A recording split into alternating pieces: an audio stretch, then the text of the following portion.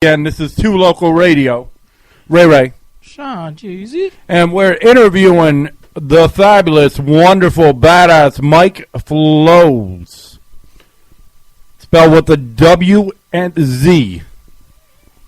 All right. Once again, Mike, why don't you say hello to the world? Hello to the world. It's your kid, Mike Flowz. Never left the team. Fresh View forever. 860 Hartford, Bloomfield, Connecticut, all that good shit. We in here. Thanks for having me on the show tonight. All right. Well, it's our pleasure.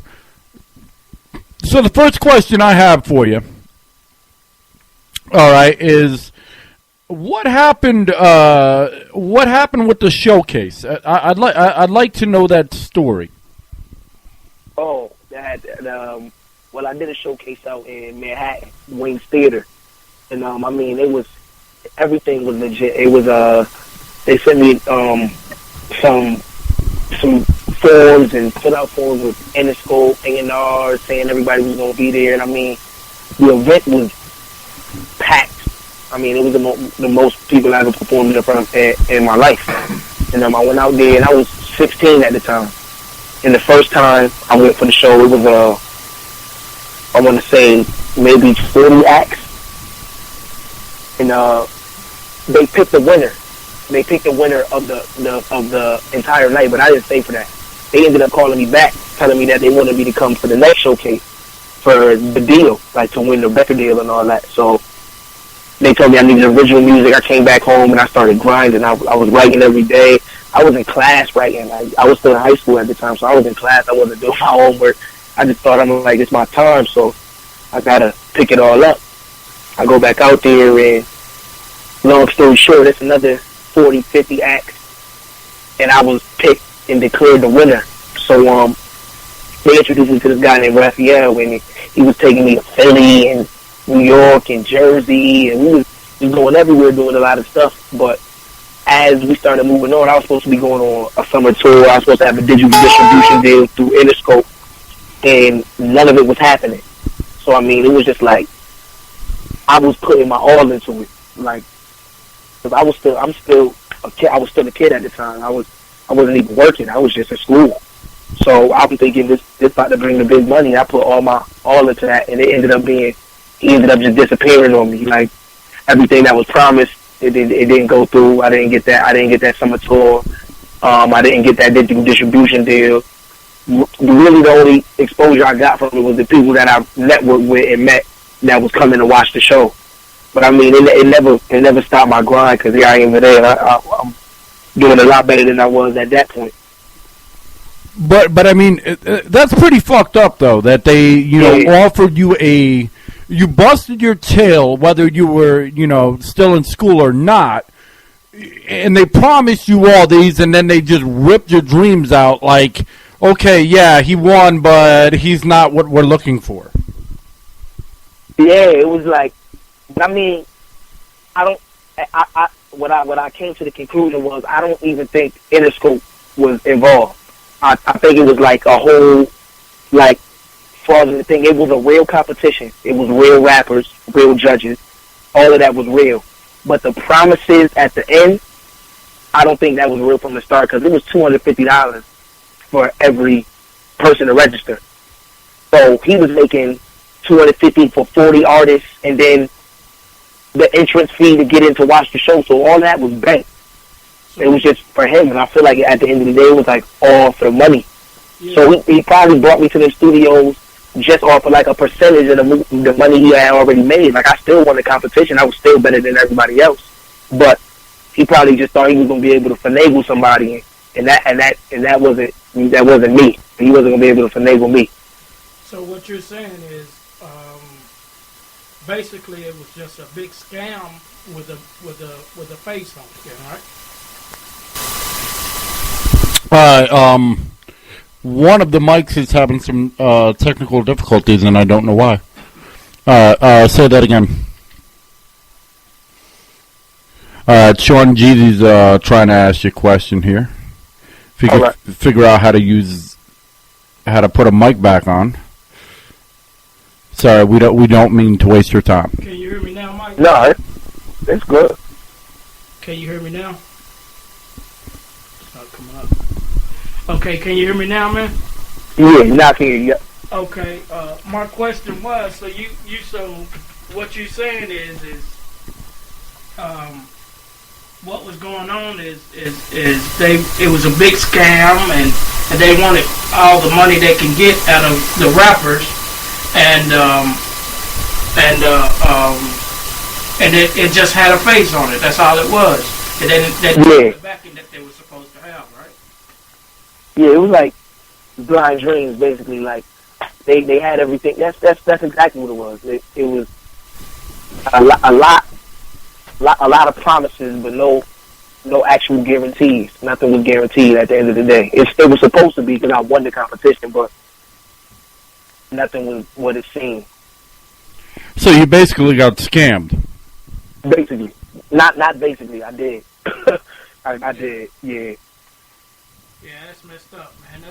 That's how the music industry, I feel like today, is going.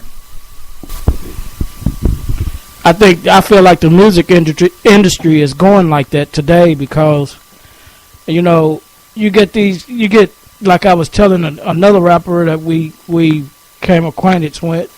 The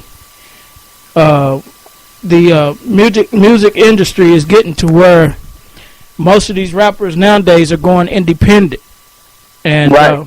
And they're producing and making their own CDs, and I understand why, because the music industry today, man, is rough. You know what I mean? It's kind of rough nowadays. That's why a lot of them going independent. Yeah, and I mean even with the deals that's out right now, it's like the 360 deals and all that. Like, I'm in school, like I'm in college right now, and my major is music industry. They just opened it up in my community college in my town, and I mean, like, it's so many people that make money off of you before you can even touch $1 off of the song you made. Like, if going the industry route. So I mean, the right way to do it right now is independent. Like, through these social networks, getting your buzz up, just your hustle, like, yeah, all the footwork. So, why don't... Alright, one of our mics is like, I don't know. It's acting up today. I do apologize. Alright, so why don't you tell the audience, when you started rapping and, what your old name was and what really brought you into hip-hop? Alright, so, when I first started flowing, I was 7 years old. I mean, when I was writing my entire songs when I was 7. My mother always told me, like when I was young, she could tell I was gifted about something because I was reading books when I was 3, like out loud reading, 3 years old. So words I was just good with words. And I mean, when my mom used to drop me off at my grandmother's house, my mom ain't really let me watch BET like that because at the time there was a lot of raunchy stuff on it. That's when the BET still had the late night show. I was always trying to sneak and watch that. I was always trying to watch everything hip hop. But my grandmother used to let it rock. She used to let me watch all the Freestyle Friday battles, and that's what really attracted me. Every Friday, 7:30, I'm watching the freestyle battle. Then they go into Rap City. Then they always had the cipher at the end, and I just in love with it from right there. And I started taking it serious. And when my grandmother seen that, she asked me. She was like, "I want you to rap at my birthday party." So I had to come up with a rap name. I was just Lil Mike, but I spelled it like M-I-C. Because my nickname for my family is Lil Mike because I'm a junior, but I was just Lil M-I-C. And she told me to write a whole rap for her, and I performed it at her 70th birthday party. And my family was like, this is like some YouTube sensation type, but this was before YouTube, but it's like some, like, could have went viral because I was nice. I really could write my own rap. And I mean, from there, once I knew I could do it, I just never stopped. So from 7, I was just rapping with my boys. I would always be the one rapping, clowning around, making a song out of everything. And it started to get real serious when I won a talent show. It was the Trevor Foster True Books talent show, No More Violence talent show. It was out in Hartford at Weaver High School. And I won that, and that was the high school talent show. I was 13 and I got into that, and I won. And from there, my buzz started getting bigger in around my town. Like Mike is nice, and got picked up, went to the Apollo. I performed at the Apollo twice, and I'm just dropping tapes, and the grind keeps stopping. But I started when I was 7. I went from Lil Mike, then I went to Young Swag. Swag was an acronym, SWAGG. That used to mean standing with a gracious God. But then that swag shit got played out to me. I wasn't really liking that. And Mike Flowz just became my second alias, and that's what everybody started calling me. So I just rock with it. Nice. So can you hear me now? No, not really. Yeah, that's what I figured. We'll figure this out like at another point, but not right now. So yeah, I hear you now. well, I mean, that's how it goes sometimes. Sometimes equipment works, and sometimes it don't. I'm sure it shows you had things that fail on you as well. Right. You still got to press on, and you got to do what you got to do. So exactly. So, what's your what would you say was your toughest challenge to overcome? I mean, other than getting snubbed by like the showcase. I mean, just at like a regular show. What toughest challenge, like in general, like in music? Yeah. I mean, right now for me, I feel like the toughest challenge is getting exposure. Like I'm in such a small area, and in this small area, I mean, rapping is like wearing Jordans. It's a fad. Like everybody wants to do it. So I mean, to get the local buzz, like you gotta really be out there because everybody wants to rap. So I mean, you send a link to somebody, they're not gonna listen to it because they feel like everybody rapping, everybody sucks. So I feel like for me to like try to show everybody like I'm not like everybody else. My rap, none of my verses sound like this. I put time into I'm an artist. It's a craft for me. It's more than just trying to be in a video and be famous. I really love music, and to show people that, I feel like that's my biggest challenge because I'm in Hartford, Connecticut. I mean, I know almost everybody over here. Everybody know me. That's how I'm starting to get known because I'm using that and networking off of that. But to get like that exposure I need to touch the industry, that's the most difficult thing. And we understand that, and we totally hear that, and we fully support you. All right, what we're gonna do, Mike Flowz, is for people that was great. And the other mic is still not working. Man, that's a nice song.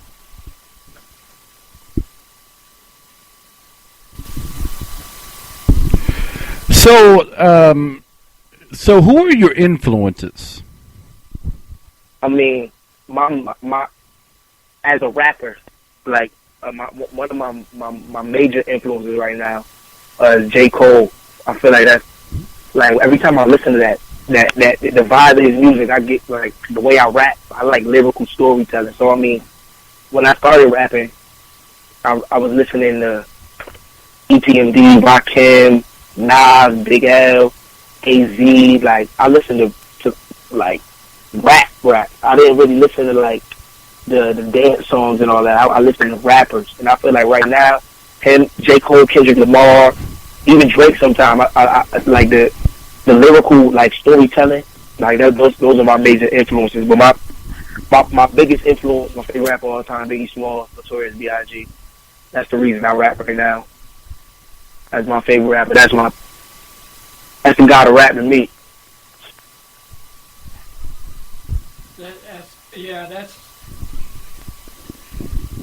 Yeah, B.I.G. was one of my favorites also. And it's kind of messed up what happened to him, man. Oh, yeah. Yeah, that's crazy. He'd still be great right now. If he was alive, he would still be great right now. Jay-Z, they had longevity. Biggie was over Jay-Z when he was alive. So, I mean, he would still be relevant. No doubt in my mind. Oh yeah. So what did you think of the beef between the Biggie and Tupac? I mean, I can understand. I feel like the media is the reason for all of that. Like the way they hyped it up. Because if you know the story, Biggie and Tupac was boys before all that. And for it to get that deep, to be East Coast, West Coast, like nobody don't mess with nobody. I never felt like it needed to get that deep. And I feel like that's the reason why most of them not here today. it was the people around him. Like Biggie, it became bigger than just Biggie and Tupac. Like that whole beat became worldwide. I mean, nationwide, not worldwide, but nationwide, East West Coast, and it wasn't safe for Big to be on the West. It wasn't safe for Pac to be on the East. Like, and them being the biggest rappers, they was gonna be over there all the time. LAX, Madison Square Garden, New York, and LA. Like, so I never really fed into it. I was young at the time. I was real young, but I mean, I understood what was going on. Like I said, like I was just smart. I understood what was going on, but I never really was a fan of it. So, what I really want to know is, you know, we know you're from Connecticut, but where do you get the, you know, the speed of like down south? That's funny. I mean, I'm born in Connecticut. I was born in Connecticut. I was born in Hartford. But my mother, her entire side, that's all Southern. So I mean, my cousins, my aunties, all of them are from Americus, Georgia. It's like the country of Georgia. So I kind of know about this other stuff because I'm kind of around there too. So I get put onto that as well. So it's just helpful. My cousin Tara, she put me into everything that's down in the ATL. Whoever hot was popping, she sent me song links, all that. So you mostly got it from the ATL, and you know, I understand. I know the Twisters are speed rapper, you know, and there's a couple of more that's out there that does it. The Rhymes, Bone Thugs and Harmony does it, and I think it's real. It's real hard for a rapper to speed rap and also tell a story about what's going on in his life or wherever, you know, whatever story he wants to tell. Yeah, I get down like that though. I could. That's how I got my name, Mike Flowz. I just ride a beat like that. Yeah. That speed rap and telling my story. Yeah. Okay. That's me. Yeah, because I've heard of a lot of you know, Connecticut rappers, and none of them are that fast. Right. I'm glad you said it. Not me. I'm just trying to be humble. I'm glad you said it. I mean, down south, that's a different story, but up north, you just don't hear. Yeah, you don't. Right. So, I mean, who would you say is like, if you could, dead or alive, if you could, you know, rhyme with anyone or be on a stage with anyone, who do you think it would be? Dead or alive? One person? One person. Biggie. It has to be. Nobody else. It has to be Biggie. Yeah. Dead or Biggie. That is the reason I rap. Like, Biggie, listening to Biggie. I really, in my room, I got the first cassette, the Ready to Die. I got that on cassette in my room. My dad got me this. This is my first musical thing I listened to. Like 1994, Artista Records. I'm looking at it right now. Oh man. Original cassette. Yeah, if I were to rhyme, I used to rhyme years ago. It would be Jada Kiss with. He's a GOAT in his element as well. Like he's one of the greatest of all time, and what he did too. Yeah. Kiss never disappoint. I've never rapped before, but I play drums and I love to do beats. But with me, I think I would go with Pac because he had that laid back type of style. You know what I mean? Yeah. I like that laid back, but I feel Biggie was like. He was so smooth, like that just being big and he still for the ladies, like his whole demeanor, like I would just want to be on the stage or some fly shit with Biggie, like wear some Versace, some silk. I don't know. I don't know because you also got to think Big Pun was pretty good too. Oh yeah, he was. Yeah, Big Pun. That's another. Yeah, that's another one. All right, now you know, going back to you, as the mic's crackling a bit, I can hear it. I guess we're going ghetto tonight. Ghetto. But so if you could sum up, what would you tell people makes up Mike Flowz? I mean, if you could look at yourself from the outside, how would you describe Mike Flowz? Mike, all right. Wow. That's a really good question. To explain myself, I mean, I never really try to put myself in a box. I want people to see me as being like the most creative and versatile like artist that they hear. Like I don't ever want somebody to turn on a song and they be able to predict what they about to hear. So when they look at Mike Flowz, they gonna hear something different. It might be something different with every verse. And I might switch up every verse. I might do like Married to the Game. Like that entire song, like that's a song, but it's one verse and a hook at the end. Like that's not even regular song format. Regular song format is 3/16 and 2/8 for the hook. Yeah. Like I'm trying to change the way people look at music, like with my versatility, my creativity, like the lyrical storytelling, but still making it so you can understand and get a vibe with it, not really going over your head, but it just makes you think. I want people to look at me like, all right, Mike Flowz is that artist. When I put him on, I'm gonna be able to think, be able to dig deep, get that real good feeling when he hear me, because I know I can't. I don't know what to expect. He can hit me with anything, but I just know it's gonna be good. Oh yeah. Oh yeah. So basically, you're taking lemons and you're saying, screw the lemonade, I'm making apple cider. I don't care exactly. if it can't be done. Yeah. I think music is supposed to be a free form. That's like drawing. Like you can't put a box on what you're gonna draw. Like if I want to draw a mural on the wall, and I'm gonna use all that space, I'm gonna use every single, no matter what's on it. It's my mural. Like this is my song. No matter what I say on the song, this is what I created. And it's gonna be good. You're gonna understand it. You're gonna like it. It doesn't have to be the typical format that you want to hear. You can do whatever you want. Oh, it's yours. That's right. So you basically love the fact that you have a lot of creativity and everything. Yeah, love it. Yeah. Yeah. And that's the one thing, if you were to join a label, nowadays these labels, have this whole thing of, okay, you're now our artist, so basically you're a robot. So whatever you want you to play, you're going to play. Right. But that's what I feel like. If I would have to sign, it would have to be, if I was to sign, it would have to be like a contractual agreement. Like we got to come to some type of agreement before I sign the contract, because I'm not gonna step on no label and become no poster which I want me to be, which is like what the industry doing. Like that's how I don't ever want somebody to be like Mike got on and got mainstream.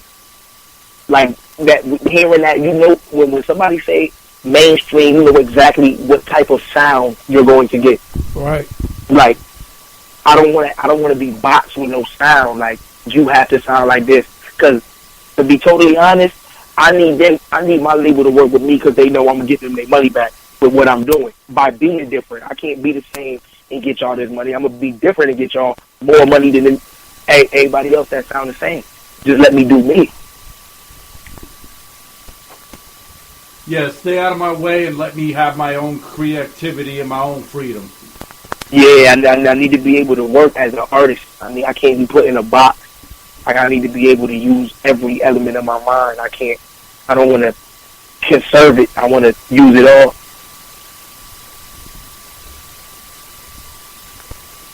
So, Sean, Jeezy over here, why don't you ask Mike Flowz a question? I've been asking them questions, but if you were to get into the industry today, most people and most friends change their mind on, well, I'm not gonna hang out with this friend, and would you change if you got into the industry today? You still hang out with the same people, or? Oh, hell no, hell no. I feel like people change because they come up and they get big-headed too early. Yeah. Like everybody that pushed me, like them, that's my family, my brothers. Everybody I done known since I was little, so I know, like, if they done been with me when I still had snot and boogers, like, so they gonna be with me when we got diamonds and big cars and all that. So that's what I ain't gonna change. You don't need to change. I'm gonna just make everybody come up with me because they're my brothers. They done been there. So we was starving together, so we all gonna eat together. My circle too small for me to change up. They won't even let that happen. I hear you. That's the way to be, man, because, you know, a lot of friends are lost when one person get the big head, you know, and that's good that you're going to stay the same. That's good. And most of my boys, they when they grind themselves, so it's not even like I'm not trying to say, like, it's a lot of moochers, but I mean, I could respect rappers. I'm gonna give you an example. I could respect somebody like Currency, because Currency, all his boys, they got jobs for him. So they all eating off of Currency. All of them work, they do something for him. Tour manager, road manager, tour bus, something. They do something. So they got a steady income through his career. It's a lot of people that just, alright, I'm with him, so I'm going to just try to get a bottle for free, or I'm going to just try to slide into this party for free. My boys, they on their grind already. So we meet up. We don't even got to come to the party together. We all drive our own car. Everybody meet up here. Yo, we in VIP. You buy the bottle, I buy this bottle. Everybody got their own money. Everybody eating. It's not like they just waiting on me. They just waiting on me because they know this is my dream and they just want to see it happen. All right, I have a question for you. What was it like to be one of the 16 finalists out of 600 entries in the Hot 93.7 Jingle Jam Cypher? Oh yeah, that was. I went crazy, like, because that's the hottest station in Hartford, 93.7. Everybody know that. I mean, and to get that spot in the concert, I was outside, me and my boys. I'm like, yo, everybody, I can't leave during intermission. Anybody I can tell, any girl that looks good to me. I was talking to everybody. I'm like, yo, y'all cannot leave during intermission. I'm about to go on the stage, like not on the stage. Y'all gonna see me on the screen, like I'm in the cipher. And I mean, when I wrote the verse, like it took me, like literally, I was in my dorm room because I was still at University of Hartford at the time. So that verse that I wrote for the entry, not even the verse that I wrote for the actual cipher, the entry verse took me like 5 minutes, and I wrote it in the back of my modeling with elements and functions. It was an 8 a.m. math class. It was called modeling with elements and functions, and I wrote it in 5 minutes. And for the rest of the class, I was just rapping it. My boy Jay Reno had his little Josh Casarino was his name. He had a little mic set up in his room, and he was real good with the mixing and mastering. So no matter what the mic sound, he can make it sound good for the entry. And I mean, I went and spit it because I had polished it throughout the whole class. My class was an hour. I wrote the verse in 5 minutes. I probably wrote notes for 10 minutes, and then the rest was just music. I went and recorded it, and I was listening to it, and every time I listened to it, I was just like, yo, this shit ain't hot. This ain't gonna get me to the cipher. Like, and when I said this to them, they sent it back like next week, like, yo, you is. And I'm like, dang, like, that's good. I didn't even think I went that hard on that verse. So now I gotta go extra hard when I write the next verse. Then when I wrote the next verse, I spit it a couple times, and the next verse was for the actual cipher. I heard that a couple times, and I'm like, man, this ain't hot either. Like, I need something way better. And at the end of the cipher, everybody remember that. I'm talking about that got me so much buzz, just that, however 35 seconds I had to spit my verse. Oh, man. That got me so much buzz. I'm talking about people was walking, man, I see you at the Jingle Jam Cypher, Mike Flowz, and my name started ringing with me, and that's why I started going harder. I'm like, man, I gotta take this in serious, because people seeing me, like, even when I don't think it's hot, like, everybody think it's hot, they think it's better than everybody else. So I'm like, now I'm about to do stuff and just get better from there. See, this is the thing. How do you think, CT hip-hop has evolved in the last, 10 years? Because at one point it was like, okay, well, we're trying to get on the map, but everybody was hating on each other. Now it seems like there's a certain kind of unity that's coming together, and people are like, we've had enough. We're getting on. I mean, to keep it 100% with you, Connecticut, I haven't really seen. I mean, I've seen. There's definitely a select few of people that's now trying to step out. Like, all right, we need to be unified, but it's not really a lot of action. Hartford is hateful. There's really like no love in CT. I mean, I you get love from the people you show love to. So I mean, if I never got on track with somebody and I send them my link, 9 times out of 10 they're not gonna listen to me, or they're gonna send you a link back like this better. They're not gonna, because I'm like I said, everybody want to be a rapper, so it's not like a community where I'm just the only rapper and everybody behind me like, all right, let's push Mike Flowz and get Mike Flowz popping because we know he's good. It'll be like, nah, my boy rap, so I'm gonna push him. I ain't gonna push this shit. I ain't gonna let nobody know you good. I'm gonna just try to push my boy. Like, it's not really no love for everybody, but I mean, I show love. So, man, not to cut you off, but I've been saying this for months now, or since we started this, and everybody's like, "Well, there's not that much hate and everything," and I'm thinking to myself, "You're full of shit." Yeah, that's bull. To actually, come out and be real about it. I don't know who said that. Well, it was like people were, I'm not going to say afraid, but didn't want to, step on anybody's toes. And, right. And you're tonight saying, you know what? I don't give a fuck. You like me, you hate me, it doesn't matter. I'm going to be real. Exactly. I just got to do me. That's the only way to be. I can't sugarcoat it or put on a facade. It's just like I just got to do me. And it looked like Sean Jeezy over here had a question and I lost it. I lost it. So most people in Connecticut, they do what?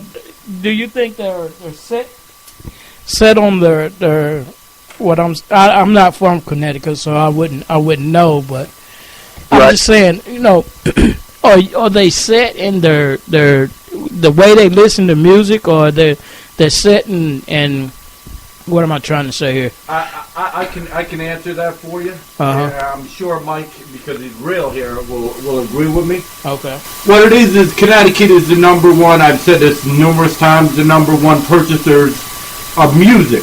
Uh-huh. Period. Correct. In the whole United States. Now, what we're going to do is we're going to create this imaginary illusion and make everybody start hating each other. And we're going to spread all these rumors so, Bridgeport don't like New Haven. New Haven don't like Hartford.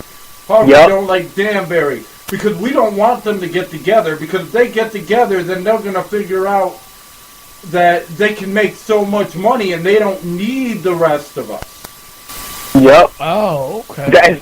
That's 100% facts. I mean, that New Haven, Hartford, Bridgeport, that beat been going on for I don't know how long, but there is no origin. Like, you can't bring that back to nowhere. That is, and now but I mean, now it's real. Like, so now it's really hate. Like, it's really, I'm not listening to him. He's from Hartford.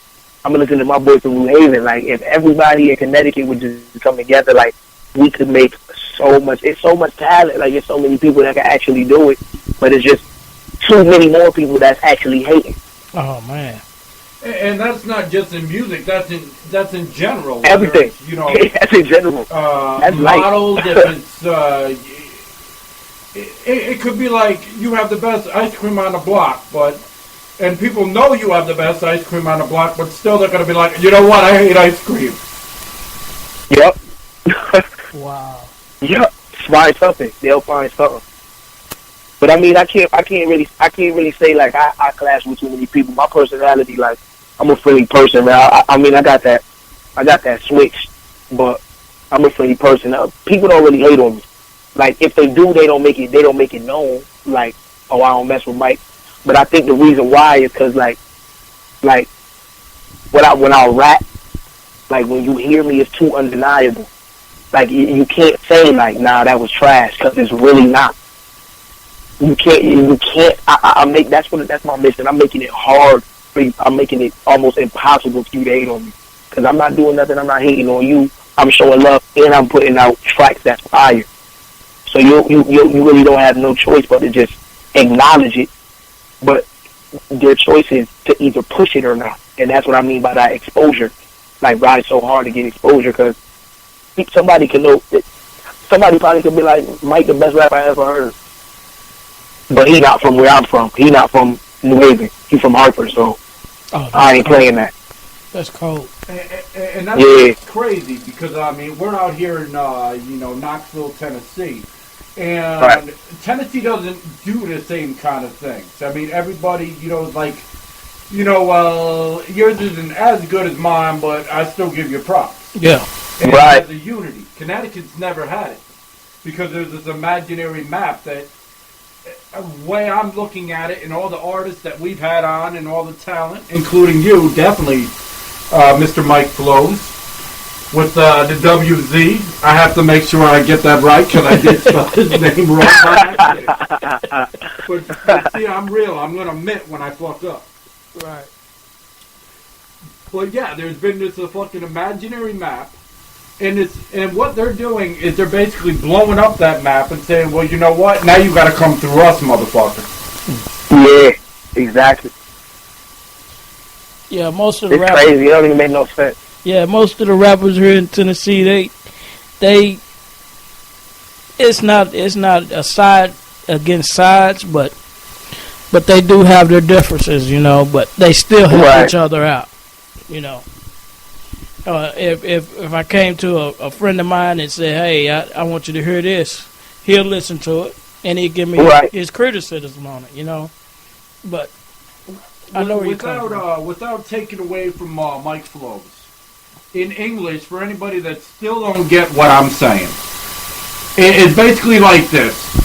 Especially in the rap game, they'll spend more time battling each other than creating songs. Wow. Yep. Wow. Yep. And that's what you hit the nail right on the head right there. Yep. Yeah, it's amazing, man, because being a state, I mean, you gotta kind of stick together. I know it's the east and the west and north and the south side, but damn, at least stay in your. I mean, you can take criticism sometime and say, hey man, you need a better hook on that, or you know what I mean, and maybe come together and once them two rappers come together, maybe it'll be a better song. You know what I mean? And the reason for it is, and I feel like, to be totally honest, I feel like that's my purpose right now. Like, maybe I won't blow up in Connecticut. Maybe that won't happen. Like, I don't know. God only knows. But I feel like if I do get that exposure, like when like this interview right here, so you never know who's listening. You never know. Know. If I was to get that exposure and become that person that was just on, I'm only repping Connecticut. And at that point, you can't pick sides, because you got one focal person that'll just bring that whole state together. Like, how can you hate on somebody? Man, because I said so. Like, everybody in Connecticut good. We all good, because I said so. Because I'm at the top right now. I'm the face of Connecticut in the music scene right now. Because we really don't. No, we got a couple people, but we don't got nobody that's full on established. Like, we got some people that like treading in the water, but we don't got nobody that's full on established. Like, you can name 1 million people from New York. You can name 1 million people from LA. You can name 1 million people from these states, California, New York, like Texas, Tennessee, South Carolina. There's rappers from all of those states, but you cannot name a major person from Connecticut. And I'm trying to make that major name so I can just find a way to bring some unity to my hometown. Yeah, just start wearing CT Pride shirts and hats rather than New York. Yeah. That's no disrespect to New York, but I'm tired of when, I grew up there, and I got tired of everybody wearing New York this, New York that, and I'm thinking to myself, you're not New York. Right. So, but the reason behind it, Mike explains it, the best when he, with the next song we're going to play. And, it's called Cash Rules All, because that's basically what it is in Connecticut. Everybody is so concerned because it's hard as hell to live there. Compared to other states, it's hard as hell to live there. The minimum wage doesn't equal out, or any of the pay. You can make $20-something an hour, and you're still struggling in Connecticut. Man, just like them damn packs of cigarettes up right. Good God Almighty! make a brother want to stop smoking, man. But yeah, I mean, everybody wants the money, and because everybody wants the money, they're all hating on each other. Because if you make it, that means I make no money. But if I make it, and you're working with me, I'm gonna cutthroat you in a heartbeat, so I make more money. Yeah. But that's not how it's supposed to be, though. That's why a lot of rappers from Tennessee, they do make it because they work together. Exactly. That's what it's about, creating a network. Yep. All right, but we're going to hear Otis, Sean Jeezy, and I swear he's never heard your music before. Really? We're doing, the commercial break, and he's singing the song. That's nice. I like that. Hell yeah. That's what I'm trying to take, man. I appreciate it. Yeah. And he's born and raised from Tennessee. Tennessee. That's what I mean. I need to get out there, tell a friend, tell a friend, to tell a friend. Oh yeah. Yeah, you got it, brother. Thank you, man. So, outside of music, who would you say is your main influence? Who is your biggest fan? My biggest fan. Wow. I mean, definitely my little brother. Miles, my little brother's my biggest fan. I don't want to do everything I do. He's going to be just like me. That's my biggest fan. But I mean, my biggest influence is my mother. I mean, even though I'm getting to that point where I'm getting older. I was always a mama's boy, but I'm getting older, so I'm starting to kind of shy away from the least. But she, no matter how tough she is on me, how many times we clash, that's my biggest fan, my biggest supporter. She can yell at me and be mad at me all day and still post the link to my mixtape on her Facebook wall for everybody to look at. So at the end of the day, she always trying to help me no matter what. So my mother and my father too. My father has always been there. Father's always been a supportive factor in my life. So my parents, my family, just my family in general, that's my biggest inspiration. Because they have been behind me since day one, since I was little Mike rapping at my grandmother party. They've been behind me. You know what's funny? People always rag on me, all their stations and whatnot. Well, why do you do interviews with hip hop artists? They're not real musicians and everything, which is total bullshit. But They always rag on me, and my answer they always make the best interviews. Yeah. Period. Hands down. Hands down. Right. That's true. I'm thinking about it, not even myself, just interviews I've listened to. Yeah, that is facts. They do have the best interviews. That is true. And that's nothing against any other style of music we've had on the show. Right. It's just your mentality, because you're always writing, you're always, performing. It's just different. And it's very hard to come up with beats for these songs. I mean, right. I mean, and come up with a different style, than other artists, other hip hop artists have. Yeah, because there's competition as well. Right. So really, they can't say they ain't musicians because they are.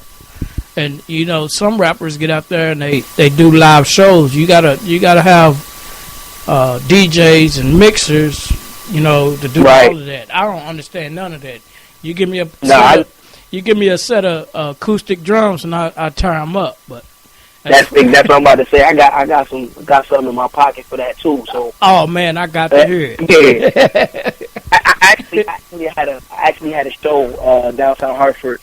It was this little pub area called Burger Baby, but it's like a little club in the back, like a little club scene. Mm-hmm. And I had a show out there, and some of my friends, I didn't even know that they would be there because they were on the set for another artist. He's saying, and she's a singer, and I went up there to perform one of my songs, and mid-performance, like, I didn't realize this until, like, I was in my zone. Like, when I'm rapping, I'm in my zone, so I don't really pay attention to outside factors. But, I mean, when I started to hear the sounds, like, more crystal, like the sounds in the beat, I started to hear them more crystal. Oh, yeah. I turned around, and they had picked up every sound in the beat. They had learned it just by hearing it, right, and me performing it. The DJ turned off the music, and I just performed the rest of my set live. Oh, and they had the live band, the guitar, the piano, drum, all of that. Yeah.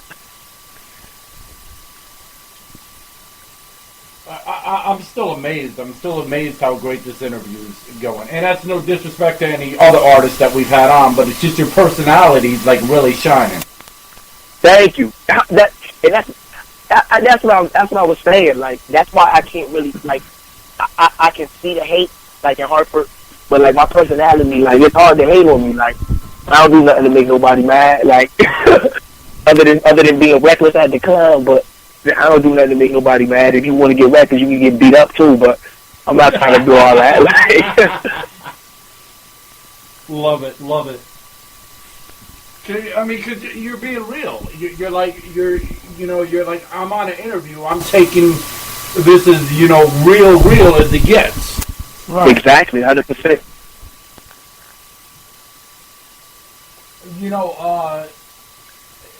What saddens me is a lot of people didn't hear it. Okay, but we actually had a label, a bunch of artists from a label, and it just seemed like, they just had coach speech. It's like, okay, we asked a question, 2 words later, okay, we're on to the next question. In the 20 minutes, you've asked 50 questions. Right. You gotta be able to talk, like, you got to. Like, it's an interview, that's what you're supposed to do. You gotta have, I don't know, you gotta, even if there's not anything prepared, you just have to be prepared. Like, yeah, you I don't know, man. Dudes getting lazy with everything. Interviews, beats, lyrics. That's music now. I guess that's okay. I'm a firm believer in this day and age, it's all about the digital download. With it being all about the digital download and social media, whether people want to admit it is or not, I'm going to steal his mic for a second because he left. He had some personal he had to do. But with it being that age and being the digital download age, I believe it's all about the personality, because I believe that you can hear anybody's music now and download it. I mean, what separates one from the next? It's all about personality, and people can relate to people that they, can feel with and be real. Vibe with. Exactly. That's how I get most of my jobs. As soon as I get to the interview, I just try to charm the hell out of them. Exactly. You have to do what you have to do. Right. All right, now I give him back the other mic. He's back.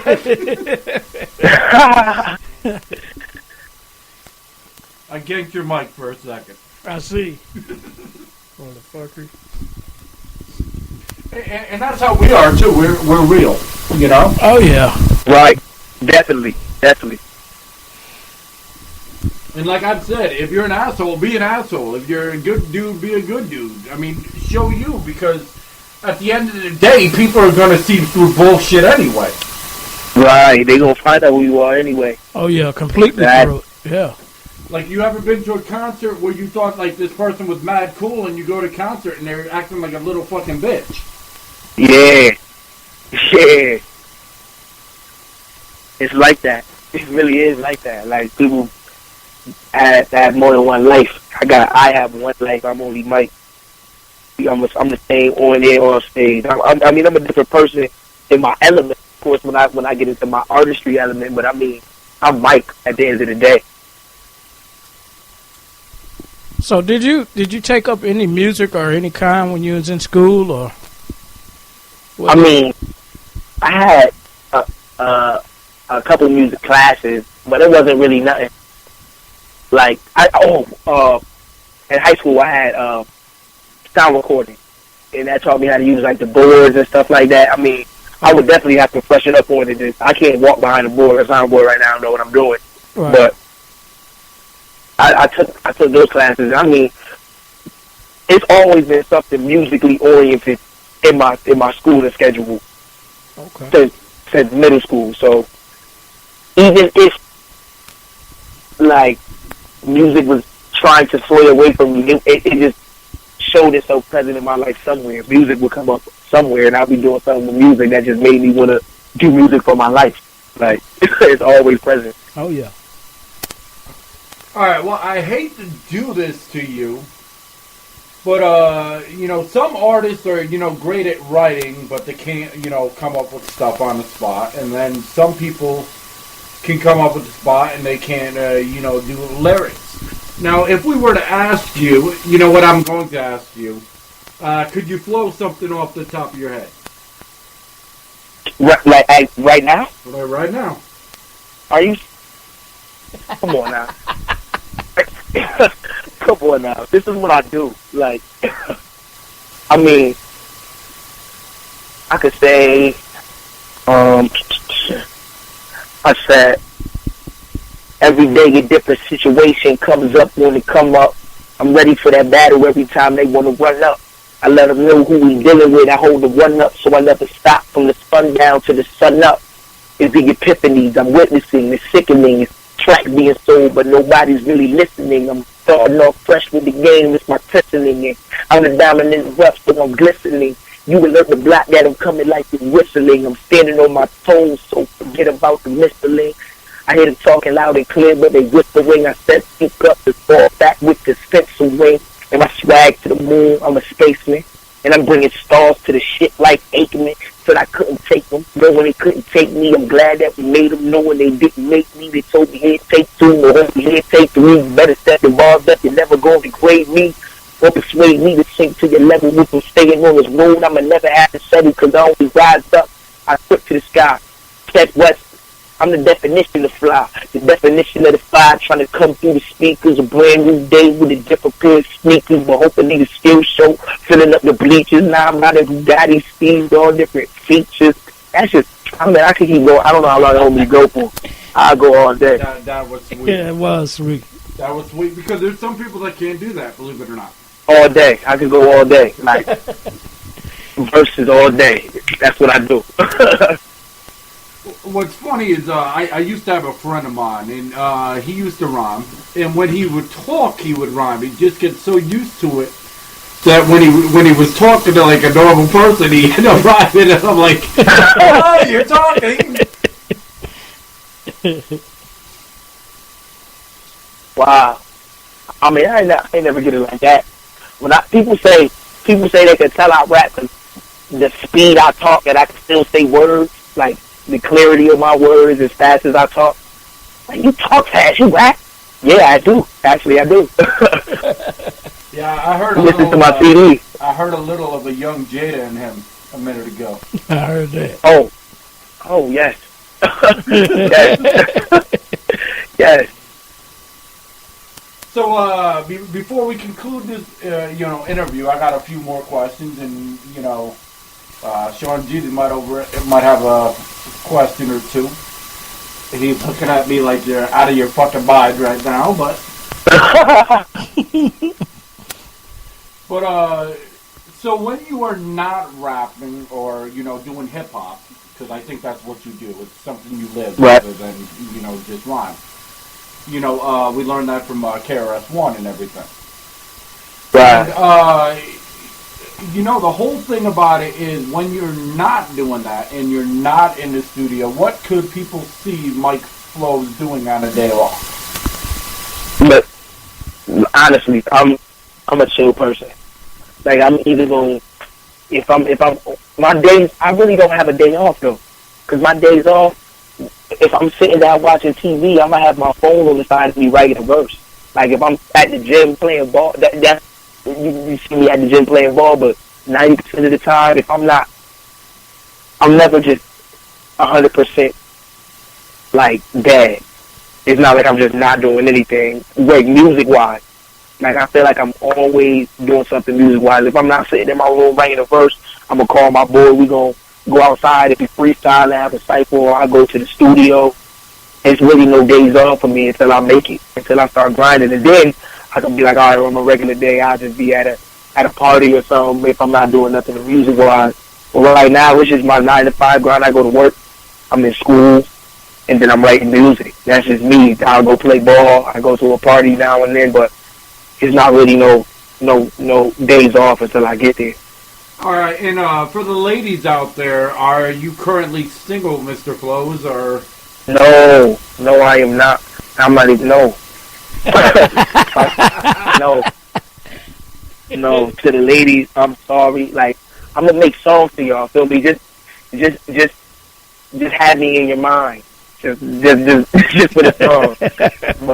My soul and my body is taken. My girlfriend, she actually lives in Brooklyn, so that's definitely my baby. That's awesome, because it's like I'm not even gonna say anything else. Yeah. No. Nah. Not even. I'm gonna answer that question quickly. I ain't even gonna let that thing sit like I'm thinking about it. I ain't thinking about it. No doghouse for me tonight. I'm sleeping in the bed. Right. Put that damn dog on the couch. The couch isn't comfy at all. I heard that. So if you weren't doing music, which I don't see any reason why you won't get in at some point. But, thank you for that. I appreciate that. That's a compliment. Not a problem. You're just that talented. Thank you. What would you be doing if you were not doing this? Just hypothetically. When I went to school, a lot of people don't know. Like, I'm really smart. I graduated from high school with tassels on my across my back. I had a 3.6 GPA. I had a full scholarship to the Barney School of Business at UHart. That's what I was going to school for at first. I was going for business management, so I was going to be that suit and tie CEO running a corporation. But the creativity took over, and it was my path. So I had to go with music. But if it wasn't music, I'd definitely be in a suit and tie, handling it, orchestrating a business meeting, or being somebody, entertainment lawyer, arguing a point, rebuttaling my case. That's amazing, man, because you had the opportunity to, go into business, and you said, no, this is what I want to do. Yeah, I did. But I just know. Like, it's too many people are telling me it's meant for me. Like, like I said, like writing music, it happens too easily for me. And for it to come out and people really be like, yo, this is amazing, like, I have to do it. Like, it comes to me too easy, and I work so hard putting stuff together. Like, it just has to be music. Like, it's what I love. It's what I love to do. I have to do what I love. I only got one life, so I got to live it the way I want to live it. And I wish more people would think like that. Yeah. All right. Now, for any of the young bucks that are coming up, that want to get involved in, hip hop or rap or whatever you want to call it, what words of wise would you give them, as a piece of advice? Because you know of all the haters out there and all the people that are going to try to bring you down. Disregard the haters. First of all, you just throw your middle finger to all them haters. Like, they ain't making you no money. They ain't getting you they getting you exposure. So you could love them for that, because any press is good press. Somebody talking before you even get on somebody talking bad about your name, they talking about you. Somebody gonna look you up and see who you are, and then they might not be hating like they man was. So that's positive. But my major point to anybody coming up, you got to stay hungry. I feel like once people get on, they become complacent with the music they making, so they just fall back, and that's how we get the one-hit wonders, and people, they just lose the whole grind. They lose the hustle. That's what rap was. It was about a message, having the hustle, having the grind. That's how I came up on music. Like, that's how I feel like it should be, and that's what the game is lacking right now. Like, the game didn't have to. It can evolve sound, but I don't feel like it has to evolve like the desire, like what you want with your music. You got to stay hungry and just keep going no matter what happens. Because I like the story I told in the beginning. Like I done had Google doors shut in my face, thinking I'm right there. Like Mike, you're the best I ever heard.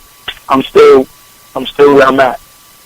But I mean, it's just making moves, networking, talking to as many people as you can, staying positive, stay writing, keep writing, and it's gonna come. But I feel like my time is coming, so I have more advice later. And the funny thing is, you said, about hungry. We were on, did a, interview for those that didn't, catch it. Check out buttonroach.com and look for True Local Radio. And when we did this interview, it was with this, great guy. His name is Jack Nichols. He does all our intros and everything. Right. And he was explaining that, when these artists are signing these deals, it's not for one album. It's for 5, 6 albums. And by the time they're so mad at their label, by the time they hit 5th or 6th, they're like, you know what, man, I'll just throw anything on. Exactly. Which ain't fair to the fans, but they don't care. They just want out of that record deal so bad they just put anything out there. So. But I'm saying, like, you got to be smart with the deal you signing, because 6 years is a long time to be binded down to somebody. Oh yeah. Especially if you want to have longevity and not just put anything out, you got to be able to drop when you want to drop or move when you want to move. You can't just be under one tent for too long. Yep. And that's why you get the one-hit wonders. Right. Exactly. Most people just sign for that one hit, so. All right, well. That's not what I'm looking for at all. All right, well, it's been a pleasure speaking with you, Mike. Don't go nowhere. But, this is Ray Ray. This is Sean Jeezy. And our special guest is? Mike Flowz. All right, before we get out of here, though, seriously, how can people find your music? That's the main thing. All right, follow me. I put music on everything. So, Mike Flowz, MikeFlowz, That's my Twitter. That's my Instagram. My Twitter, my Instagram, all of those have links. So my mixtape, thatpip.com, you can search Mike Flowz. My mixtape come up. YouTube, Mike Flowz, MikeFlowz. I got buku videos out the wazoo. My man Lavish, my man Luke, Lavish Life Films, he got all my videos out there. So just come check me out, because the buzz is only growing. Just get on the bandwagon now. There you go. All right, like I said, Mike, we got to speak to you after the show. But for everybody else, this is True Local Radio. You have yourself a good night. Have a wonderful evening. God bless. One time.